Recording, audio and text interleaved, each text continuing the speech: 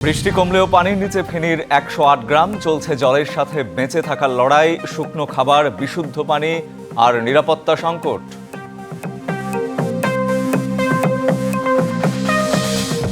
কাঁচামরিচের ঝালে বেসামাল ক্রেতা, কেজি স্পর্শ করল ৪০০ টাকা। সবজি ও মাছের দামও চড়া, সরবরাহ কমার অজুহাত বিক্রেতাদের।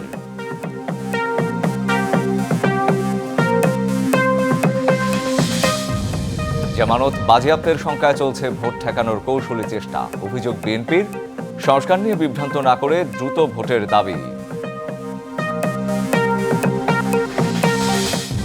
জুলাই সনদ বিচার ও নির্বাচনের প্যাকেজ চায় এনসিপি। মাঠের বাইরে বসে খেলা নিয়ন্ত্রণ করা যাবে না, হুঁশিয়ারি দলের নেতাদের।